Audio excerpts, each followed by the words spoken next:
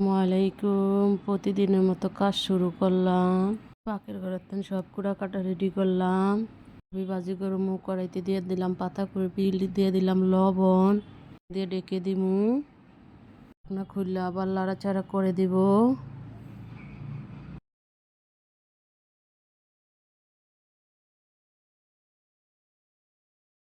ঢাকনা দিয়ে ডেকে দিব। না খুলতে আবার লাড়াচাড়া করে দিব।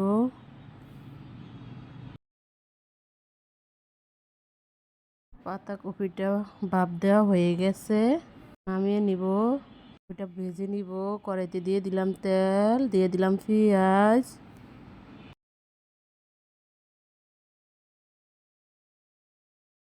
দিয়ে দিলাম কাঁচামরিচ। লাল করে ভেজে নিব পেঁয়াজটা, কাঁচামরিচটা। যা হয়ে গেছে দিয়ে দিলাম পাতাকপিটা, ভালোভাবে নেড়ে ছেড়ে দেব।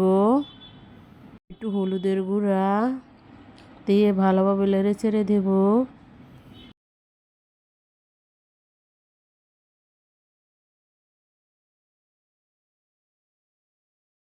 পাতাকপিটা প্রায় হয়ে গেছে, এখন ধনিয়া পাতা দিয়ে দিব।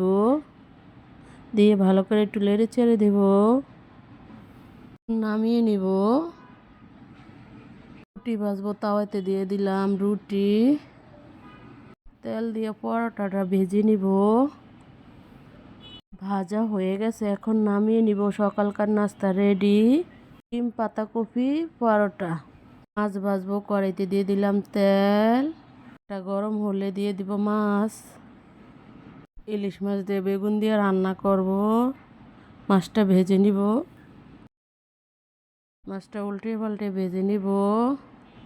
করে ভেজে নিব, বেশি ভাজলে ভালো লাগতো না, রান্না করব তো। বেগুনটা ভেজে নিব। দিয়ে দিলাম বেগুন। ওটা লাল লাল করে ভেজে নিব। ভেজে এভাবে ইলিশ মাছ দিয়ে রান্না করে খেয়ে দিন, অনেক মজা। বেগুন ভাজা হয়ে গেছে, এখন নামিয়ে নিব। দিব পেঁয়াজ। পেঁয়াজটা ভেজে নিব লাল লাল করে।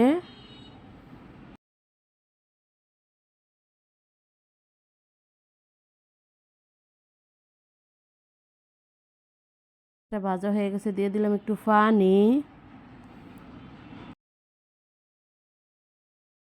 দিয়ে দিলাম জিরা বাটা,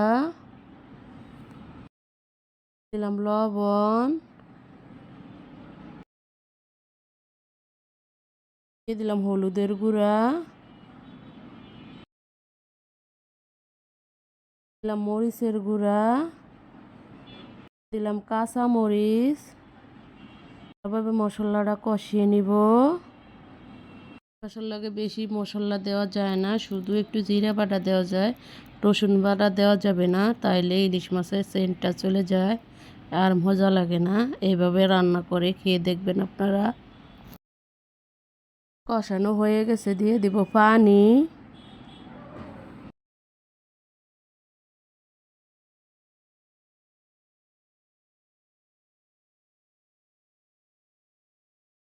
তরকারিটা বলক আসছে, এখন তরকারিটা হয়ে গেছে, এখন নামিয়ে নিব।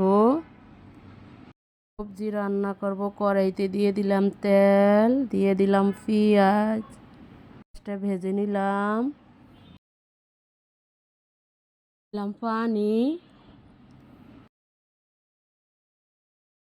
দিলাম লবণ, দিয়ে দিলাম হলুদের গুঁড়া, দিয়ে দিলাম মরিচের গুঁড়া, দিলাম কাঁচা মরিচ। এভাবে মশলাটা কষিয়ে নিব। কষানো হয়ে গেছে, দিয়ে দিলাম চিংড়ি মাছগুলা।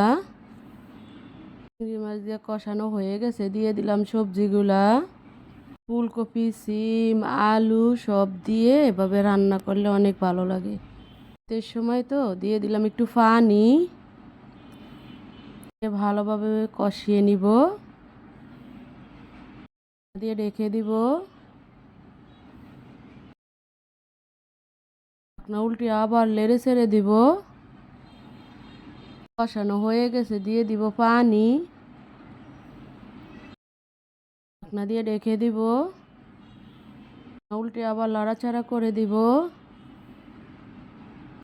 সবজির তরকারিটা হতে থাকুক, এই দিক দিয়ে আমি অন্য কাজগুলো সেরে নেই। দিলাম টমেটো, দিয়ে দিলাম ধনিয়া পাতা দিয়ে একটু নেড়ে চেড়ে দিব। তরকারিটা হয়ে গেছে, এখন নামিয়ে নিব।